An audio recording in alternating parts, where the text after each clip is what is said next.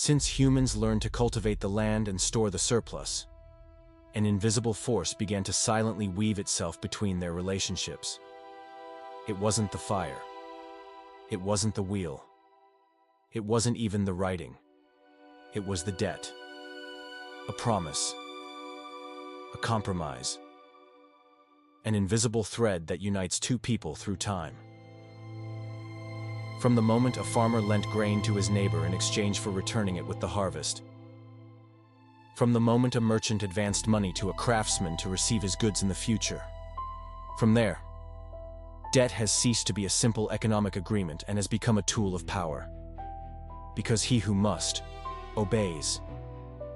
And he who lends, governs. This simple principle has been the silent engine behind entire empires. It has raised civilizations and brought them down. He has made powerful kings kneel before invisible bankers. It has turned entire nations into modern serfs without chains or armies. And it has determined, time and again, the destiny of human history.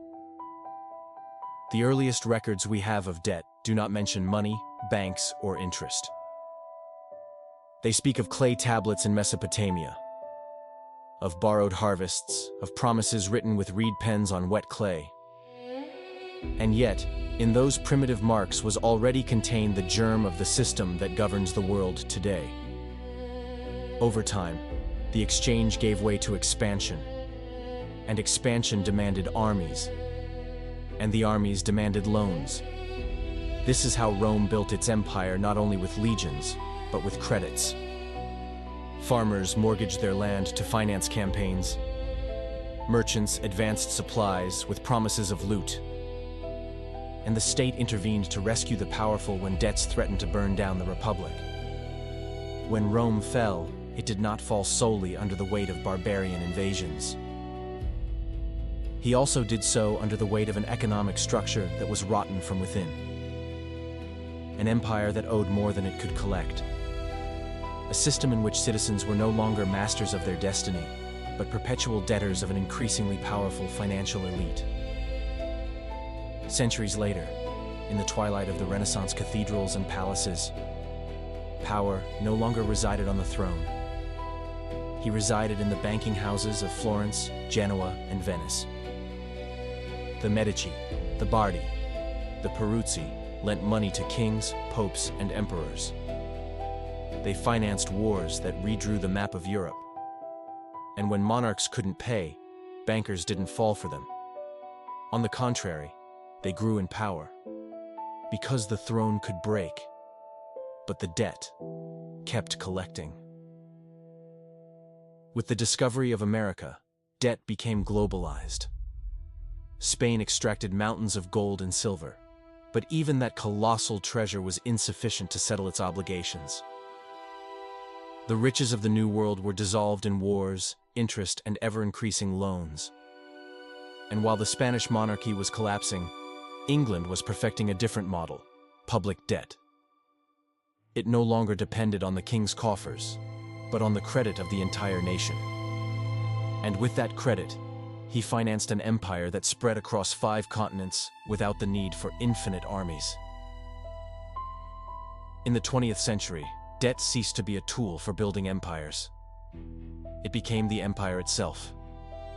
The United States understood what no conqueror before had understood: that it was not necessary to occupy territories to dominate them. It was enough to control the credit. By converting your currency to the world standard, by transforming each loan into an invisible shackle.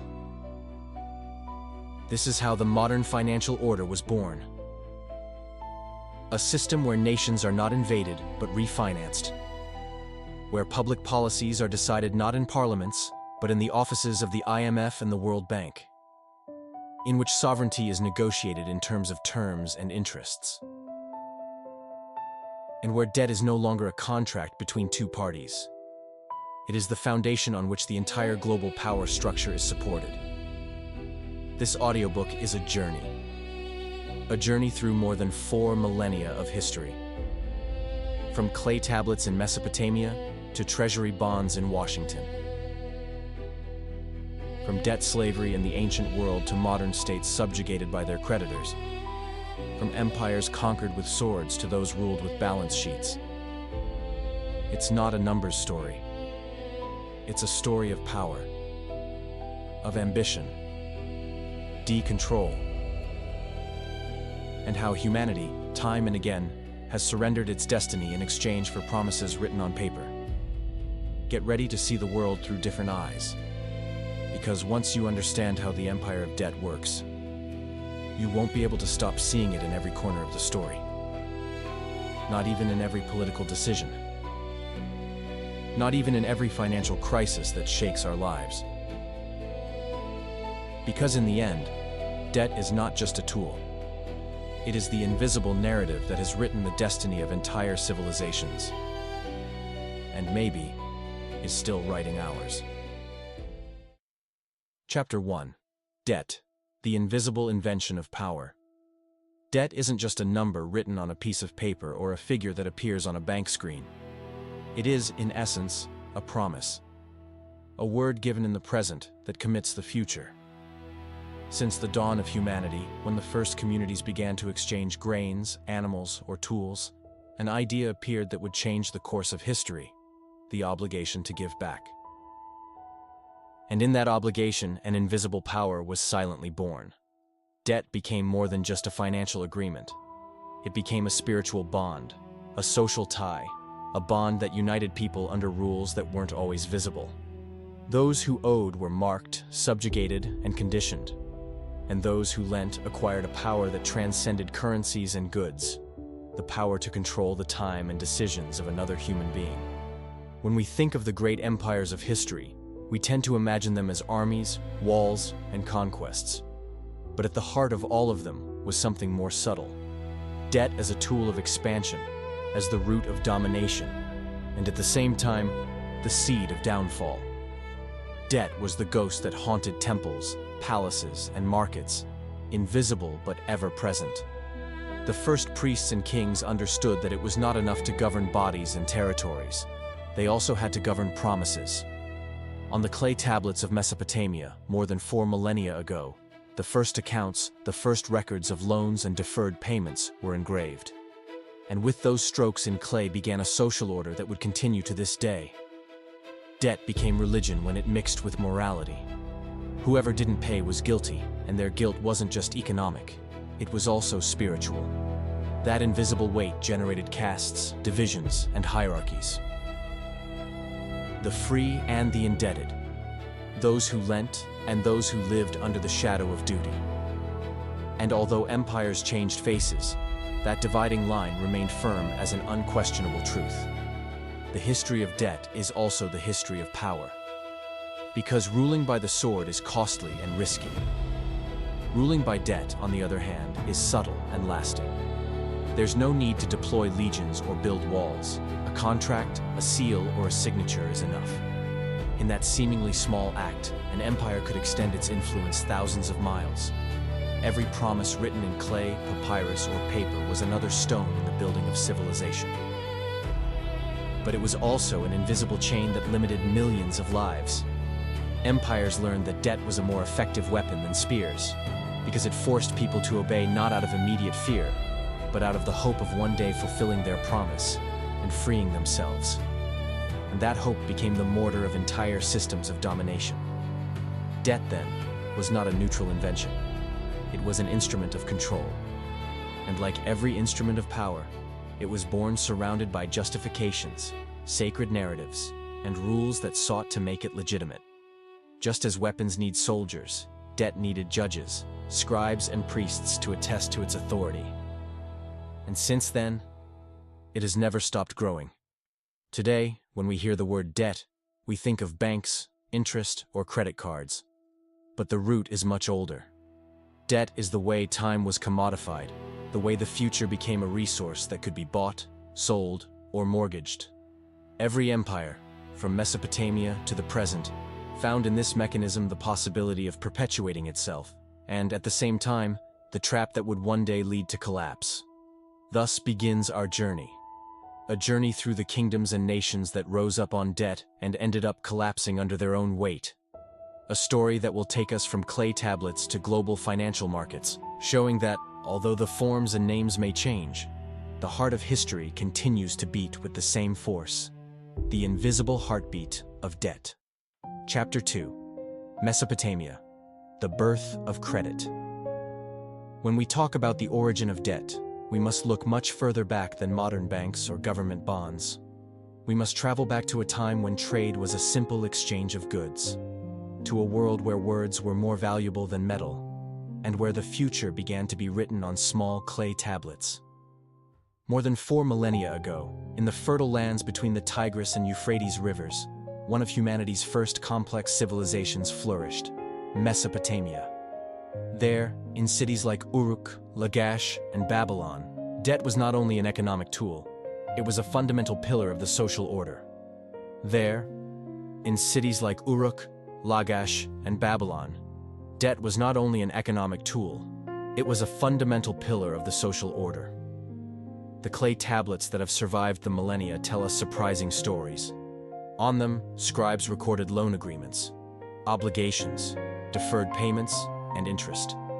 They did so with precision and solemnity, because it was not a simple accounting record. It was a pact that defined human relationships, establishing who had power and who was subject to it. The system was ingenious. Grain and silver became the first recognized units of value. A farmer could receive seeds to sow today and return a portion of the crop next season. A merchant could obtain silver to finance a long voyage and return double when he returned with exotic goods. This mechanism, which we consider basic today, was revolutionary. It allowed cities to grow, trade to expand, and governments to organize wealth. But with the debt also came something else: imbalance. Because not everyone could keep their promises. Poor harvests, wars, or disease could leave a debtor with nothing to pay. And when that happened, the broken promise had consequences. Those who didn't pay lost their land. Those who didn't have land offered their labor. And so, little by little, a system of hierarchies marked by indebtedness was born. In Mesopotamia, many free men became serfs because they could not pay off their debts. Some even offered their children as collateral, an act unthinkable from our modern perspective, but common in a society where the promise carried sacred weight. Debt slavery was a central institution of the ancient world, a mechanism that consolidated the power of the few over the many. And yet, even in that rigid system, there was an awareness that debt could destabilize the entire society. When debts became unpayable and the number of serfs grew too large, Mesopotamian kings resorted to a surprising solution: the Jubilee. The Jubilee was a general pardon, a royal decree that annulled debts, freed debtors, and returned confiscated lands. It wasn't a gesture of compassion, but of strategy. Because if too many people were trapped in serfdom, the economy stopped functioning, trade came to a standstill, and the entire kingdom was in danger. The pardon wasn't weakness. It was the necessary safety valve to prevent the system from collapsing under its own weight. This is how, more than 4,000 years ago, the first financial crises and their first solutions were born. The history of debt did not begin with red numbers on digital screens, but with wet tablets, trembling hands, and promises inscribed with a stylus in clay. In Mesopotamia, credit not only fueled the growth of cities and states, but also revealed a truth we continue to live by today: that the power of debt lies not in money, but in the control of the future. And it was there, at that crossroads of rivers, writing, and promises, where humanity first discovered that destiny could be mortgaged. Chapter 3. Rome, Expansion, Glory, and Bankruptcy. At the heart of Rome's history beats a constant pulse: the desire for expansion.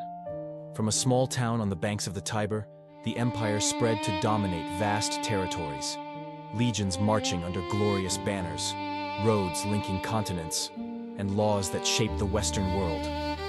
But behind all that military and political splendor lay a less visible, though equally powerful fuel: credit.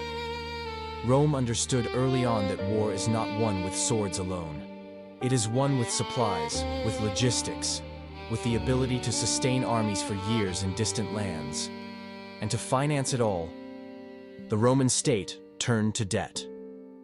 Large-scale borrowing, the issuance of bonds, the use of promises of future payment in exchange for present resources, became part of the imperial machinery. The patricians, the Roman upper class, lent large sums to the state, and in return received privileges, land, and trade concessions. Many of them became rich not on the battlefield, but in the offices where loan terms were negotiated. Credit not only sustained the legions, it also became an instrument of political advancement. Whoever financed a war gained influence. Whoever controlled credit controlled Rome. But debt wasn't limited to the state. It also affected its citizens. Many small farmers, unable to compete with the large estates controlled by the elite, mortgaged their land to survive. If the harvest failed or the price of grain fell, they lost everything. Thousands of free Romans sank into unpayable debt, selling their plots of land or even themselves into slavery to pay off their obligations. Inequality deepened. Large tracts of land became concentrated in the hands of a few families, while the impoverished masses crowded into the cities. Dependent on state subsidies and free bread, discontent turned into protests, and protests into rebellions. On several occasions, popular pressure forced the Senate to enact laws canceling debts or limiting the power of creditors. The tension was evident. The credit that fueled the empire was also undermining its social foundations. And every time the crisis threatened to spill over, the state intervened to rescue the most powerful. Rome developed primitive mechanisms of what we would call bailouts today. When the lending elites were on the verge of collapse, the government canceled obligations, devalued the currency, or redistributed resources. This cycle repeated itself over and over. Debt-financed expansion, enrichment of the few, indebtedness of the masses, social crisis, state intervention. Each turn of the cycle left Rome a little weaker, a little more dependent on credit, a little closer to collapse. Over time, even the Roman state began to wobble under the weight of its own debts. The cost of maintaining legions on the far fringes of the empire, of financing endless wars and ever grander monuments, far exceeded its ability to collect taxes. Gold and silver flowed outwards, and with them went power. The currency was repeatedly devalued, trade shrank, inflation rose, and trust in the state eroded. External debts to allied nations, mercenaries and suppliers grew to unsustainable levels.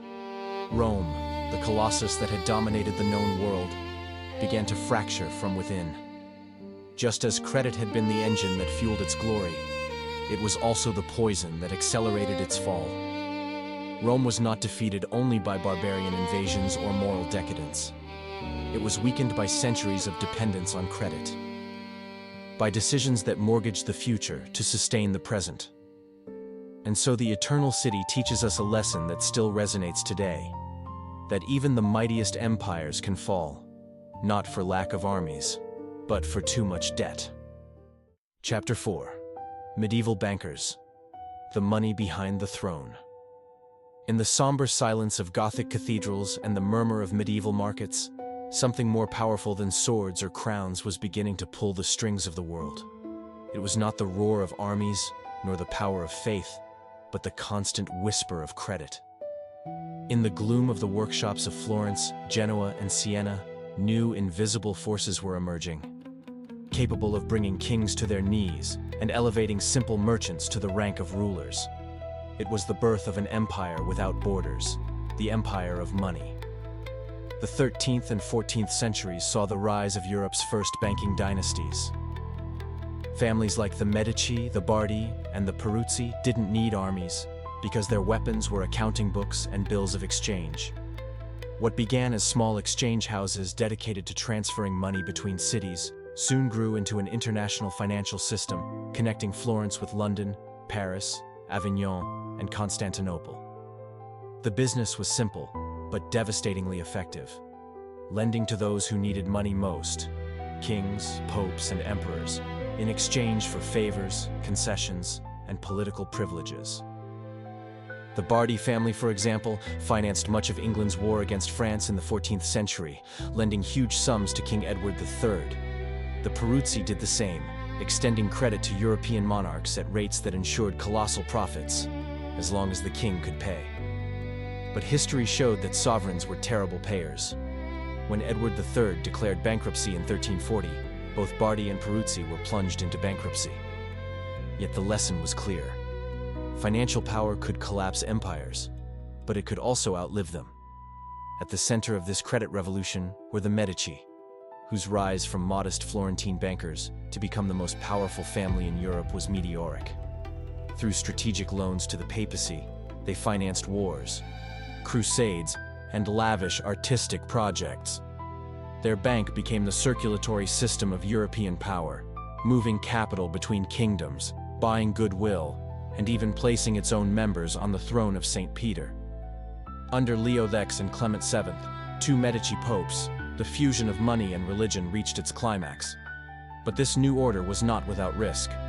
Loans to monarchs were dangerous gambles. A king could die, be overthrown, or simply refuse to pay. Thus, borrowed money was often converted into influence. Bankers demanded land, trading rights, monopolies, and political offices as collateral. In other words, economic power was beginning to transform into political power. Kings, once absolute figures, now depended on the generosity or blackmail of their lenders. Wars, traditionally driven by faith, honor, or territorial ambition, became increasingly costly, and each military campaign required ever-increasing credits. Popes financed crusades with borrowed money. Kings mortgaged future taxes to keep their armies on the march. Debt decided not only the fate of battles, but also those of dynasties. Those who controlled credit could decide who won a war before the first arrow was even fired. The rise of private capital had another consequence: the birth of the modern banking system. Bankers developed techniques to manage risk, invented financial instruments such as bills of exchange, and established networks of correspondence that anticipated the model of international banking. Over time, money ceased to be simply a tool of exchange and became a mechanism of domination. A king could lose a war, but a banker could finance the victor. Royal bankruptcies became frequent, with devastating consequences. When sovereigns defaulted, banks collapsed, and economic chaos spread across Europe. However, financial power always found a way to rebuild itself. New families replaced the fallen, new alliances were forged, and the cycle of debt continued anew. Thrones might wobble, but the capital never stopped flowing. By the end of the Middle Ages, Europe had changed profoundly. Empires were no longer sustained by swords and armies alone, but by promissory notes, bills of exchange, and contracts. Kings were no longer the absolute masters of their kingdoms. They shared their sovereignty with the banking houses that financed them, and the spiritual power of the papacy was intertwined with the worldly power of money. In the shadows, behind every political decision, there was a loan, a debt, or accrued interest. Thus, money began to write the history of power. The families that knew how to control it dominated kings and dictated the course of nations. The Middle Ages were the laboratory where the modern world was designed, a world in which the true throne was no longer in a palace, but in an accounting room. And those who occupied it didn't need crowns or armies. They only needed gold, credit, and patience. Chapter 5. Indebted Colonies, Spain, England, and the Price of Empire. The discovery of the New World marked a turning point in the history of debt.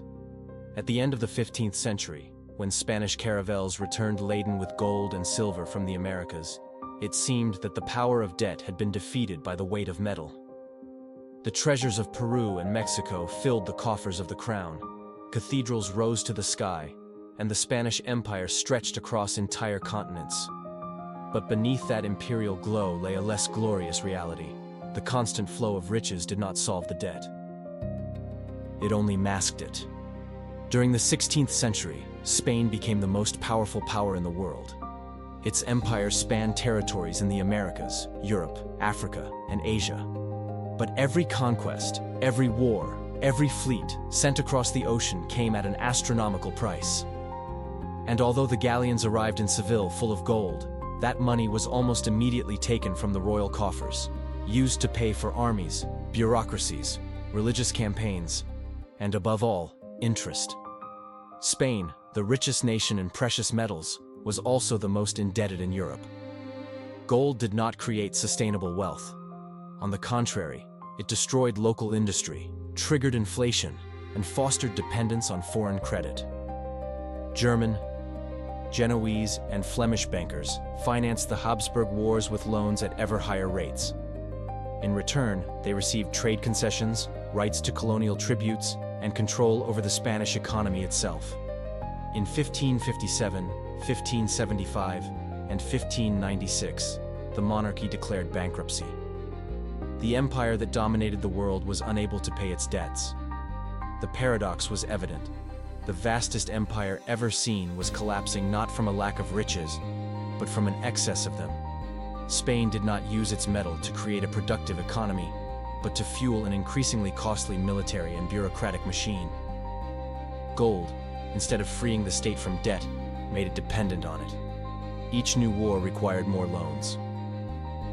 Each victory hid an accounting defeat. And while the mines of Potosi continued to spit out silver, European bankers continued to get rich. In the north, however, another power was watching and learning. England, initially a laggard in the colonial race, understood that imperial power depended not on metals, but on debt. In the 17th century, the creation of the Bank of England and the consolidation of a public debt system transformed the global economic model. Instead of relying on gold, the British state began to finance its wars by issuing bonds backed by the trust of its citizens and the markets. It was a completely new system. The empire no longer needed to plunder mines. It could print debt. This model proved unstoppable. Backed by public credit, England was able to sustain long and costly wars against France, Spain, and the Netherlands. While its enemies collapsed from bankruptcy or exhaustion, London issued more bonds and expanded its financial power. Debt ceased to be a burden and became a weapon. A country small in territory and resources managed to build the most extensive empire in history thanks to its ability to finance itself. The City of London became the heart of global credit. In its streets and offices, interest rates affecting kings and republics alike were decided. There, sophisticated financial instruments were born, networks of correspondence were established, and the international banking system developed. London not only dominated the seas militarily, it dominated the flow of money economically. And whoever controls credit, controls the world. The colonies became cogs in this new system. Their role was no longer simply to provide raw materials or precious metals, but also to serve as guarantors of the imperial debt. Colonial taxes, plantation rents, and profits from the triangular trade were used to back bonds issued in London. In other words, the British Empire wasn't just expanding with cannons and ships, but also with contracts and bills of exchange. The colonies were now part of the state's financial balance sheet. The difference between Spain and England was the difference between two models of power. One based on direct extraction and excessive spending, the other on credit, planning, and trust. Spain shone briefly, but sank under the weight of its own gold. England, on the other hand, built a lasting structure that allowed it to finance an empire for centuries. In the end, the lesson was clear. Metals run out, but debt can be infinite. As the 19th century approached, the map of the world was defined not just by political borders, but by networks of credit. Colonies weren't just territories, they were assets. Fleets didn't just transport soldiers, they transported capital. And at the heart of this whole network, money had definitively displaced military force as the supreme instrument of imperial domination. The world no longer belonged to those who conquered lands, but to those who lent money to conquer them. Chapter 6. The 20th Century, the Dollar and the New Paper Empire. The history of power rarely repeats itself, but it always rhymes. When the ashes of World War II still covered the ruins of Europe and Asia, the world once again witnessed the birth of an empire. It was not forged with conquering armies or territories colonized by force. This time, dominance would be built with numbers, with loans, with contracts, with paper. It was the beginning of the American century, and its empire would not be one of iron and blood, but of debt and trust. The United States emerged from World War II, not just as a military victor, but as a universal creditor. While Europe and Japan lay in ruins, American industry had grown like never before. Its output accounted for nearly half of the world's GDP, and its gold reserves were the largest on the planet. But its true power lay not in its factories or its military, but in its ability to lend money. The destroyed world needed to be rebuilt, and the United States gladly offered to finance that reconstruction. The Marshall Plan, announced in 1947, was much more than an aid program. It was a masterful strategy of economic domination. Through loans and subsidies, Washington fueled the recovery of Western Europe, securing not only markets for its products, but also political loyalties. Nations that accepted American money were integrated into its orbit of influence, adopted its economic models, and aligned their foreign policies with Washington's interests. Debt, once again, was not just a financial tool. It was a mechanism of control. In 1944, before the war was even over, the Allied powers had gathered at the Bretton Woods Conference to redesign the global economic system. The result was revolutionary. The US dollar became the linchpin of global finance. Its value was pegged to gold, and all other currencies were pegged to the dollar. This meant that to trade, invest, or pay international debts, countries needed dollars. And the United States, of course, was the only one who could create them. In one fell swoop, Washington turned its national currency into the world's currency. It no longer needed to occupy territories or impose tributes. It was enough to issue debt that other countries would be eager to buy. Gold was no longer at the center of the system. Confidence in America's ability to pay its obligations was. The entire planet began to finance the American way of life, buying treasury bonds and accumulating dollars as reserves. The United States, in effect, discovered how to conquer the world by printing money. But the imperial project needed institutions to consolidate this new order. Thus were born the International Monetary Fund, IMF, and the World Bank, created to guarantee global financial stability. In practice, they became tools of political and economic pressure. When a developing country faced a crisis, it had to turn to the IMF, which granted loans, but in exchange for strict conditions: budget cuts, privatizations, opening markets. Debt ceased to be an aid and became a chain. Throughout the second half of the 20th century, these institutions imposed their power on dozens of nations in Africa, Asia, and Latin America. Entire governments were toppled or shaped by the acceptance or rejection of their policies. And while people suffered the consequences of structural adjustment, Western companies and banks reaped huge profits. Colonial vassalage had changed form. It was no longer about soldiers occupying territories, but about auditors dictating budgets from Washington. In 1971, President Richard Nixon took a decisive step by abandoning the gold standard, transforming the dollar into a purely fiat currency. Many hoped this would weaken its hegemony, but the opposite happened. Freed from the constraints of gold, the United States could issue debt without limit, and the world continued to accept it because it had no alternative. The global system was already so deeply intertwined with the dollar that any attempt to escape it was more costly than remaining in it. This new order also transformed the concept of war. Direct invasions and occupations became less necessary.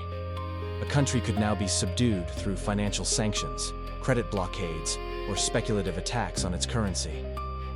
The United States, backed by the power of Wall Street, could destroy entire economies without firing a shot.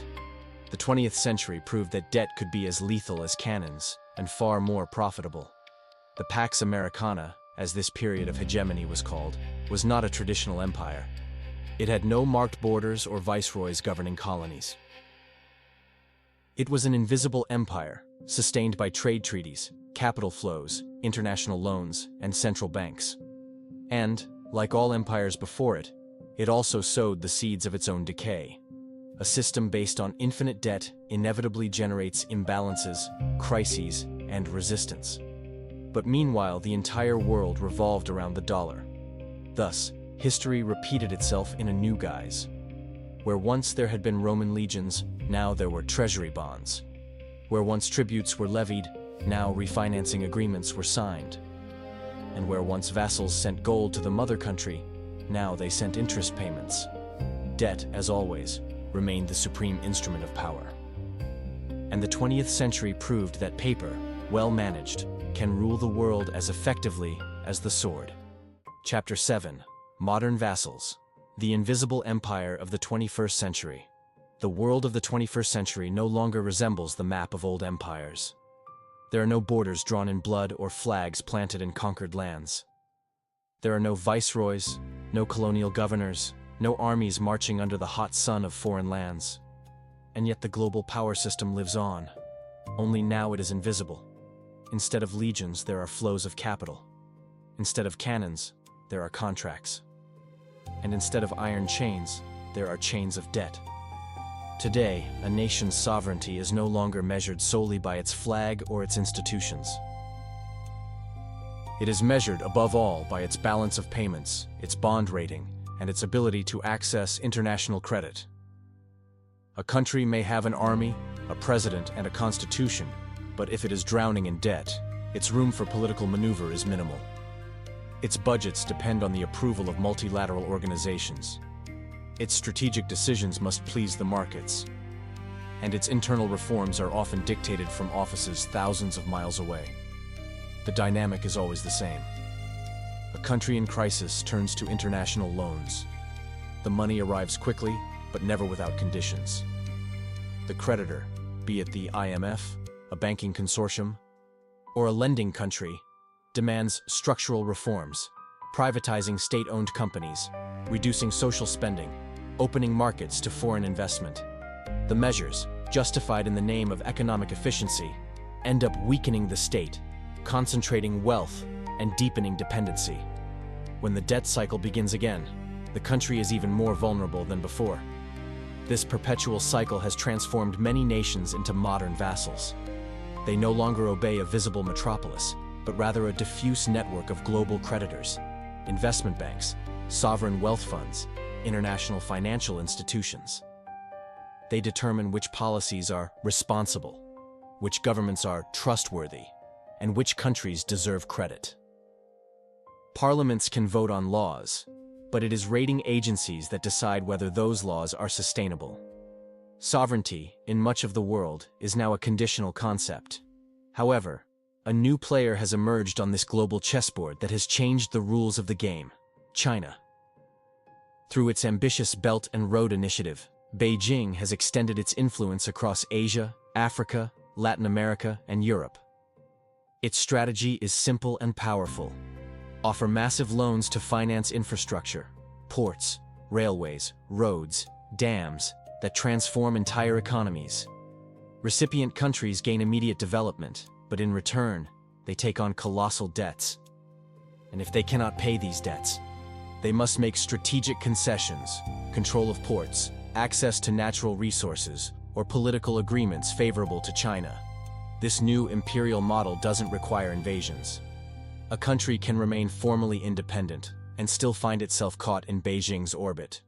Some call it debt trap diplomacy. Others see it as the natural evolution of financial geopolitics. But the result is undeniable. The map of global power is being reconfigured not with armies, but with infrastructure contracts and payment schedules. The Chinese empire is expanding not with flags, but with capital flows. At the same time, private creditors have taken on an unprecedented role. Investment funds such as BlackRock, Vanguard, and JP Morgan manage amounts of money that exceed the GDP of most countries. Their buying and selling decisions can trigger financial crises, collapse national currencies, or topple governments. In this context, many states are behaving less like sovereigns and more like corporate debtors, adapting their policies to maintain market confidence. Political power has quietly shifted to the boards of directors. This transformation raises a troubling question. Who really rules the world? States, with their institutions and democratic elections, or creditors, with their balance sheets and investment decisions? The answer is not simple. State power still exists, but it is increasingly conditioned. And financial power, although invisible, exercises effective control over most of the decisions that determine the fate of nations. The 21st century shows us a world where the old concept of sovereignty is being rewritten. Independence is no longer lost through invasions, but through budget deficits. Submission is no longer imposed through colonial treaties, but through debt contracts. And vassalage is no longer proclaimed through oaths, but through financial commitments. The empire still exists. Only now its armies are made of numbers, its weapons are interest rates, and its flag is the symbol of the dollar, the euro, or the yuan. Thus, the cycle that began more than 4,000 years ago in Mesopotamia reaches its most sophisticated point. Debt, which began as a tool of exchange between farmers, is now the nervous system of the world order. Every loan granted, every bond issued, every reform imposed is another strand in the invisible web that unites and binds all nations. And although the political map of the world continues to change, one thing remains constant. Whoever controls the debt controls destiny. The empire of the 21st century has no face, but it rules the planet with a firm hand. Chapter 8. The End of the Cycle. Collapse or Rebirth. The story has an unforgiving pace. Sometimes slow, like the silent pulse of an empire that seems eternal. Sometimes abrupt, like a collapse that comes from one day to the next and drags centuries of glory with it. But in both cases, the fate is the same. No empire, no matter how vast or powerful, has survived the inevitable corrosion of its own system. And at the heart of that system, like a silent time bomb, has always been debt. Rome fell not only because of the barbarians, but also because of the unbearable weight of its internal debts. Spain sank into successive bankruptcies, drowned by loans that financed useless wars. England lost its colonies not because of a lack of armies, but because of the financial burden of an empire that was too expensive to sustain. And today, the whole world seems to be walking along that same path. The difference is that this time, it's not just one isolated empire that's teetering. It's the entire global system that's creaking under the weight of debt accumulated over decades. Every record public debt figure, every bank bailout, every uncontrolled money issue is a symptom of exhaustion. States print money not to invest in the future, but to survive a crumbling present. Central banks are supporting markets that no longer respond to the logic of supply and demand, but rather to the fear of collapse. And citizens live mortgaged lives, not only financially, but politically, socially, and even personally. The entire system revolves around a debt that grows faster than any economy can produce. The signs are everywhere. Markets that depend on perpetual stimulus. Governments that are barely able to pay interest with more debt. Countries that mortgage their natural resources to obtain loans they cannot repay. And societies that accept as normal living in a world where money does not represent real wealth, but rather future promises that are increasingly impossible to fulfill. In this scenario, the possible futures of the global debt system branch out into very different paths. One of them is the massive default, a forced restart in which entire nations declare their inability to pay, and the global financial system collapses. It would be unprecedented chaos, but also a liberation from the chains that keep the world in economic servitude. Another scenario points to the creation of a global currency, perhaps digital, controlled by a supranational body that manages global debt and redefines economic sovereignty. A third, more radical path imagines a world dominated by crypto domains, decentralized networks of value that replace banks and governments as issuers of trust. Each option holds its own promises and dangers. Default could reset the system, but at an immense human cost. A global currency could bring stability, but it could also consolidate concentrated and uncontrollable financial power. And the crypto world could democratize money, but at the price of a fragmentation that would challenge the cohesion of modern states. The future, as always, will not be univocal. It will probably combine elements of all three, in a transition as chaotic as it is inevitable. And so we come to the big question. Is an empire without debt possible? The answer, although tempting, is not simple.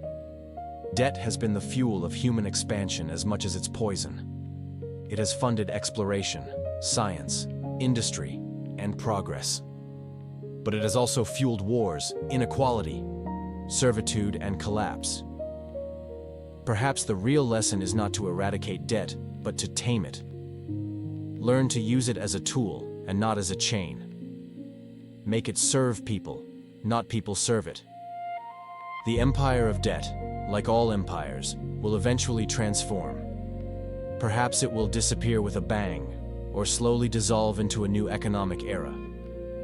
But its story leaves us with an indelible warning.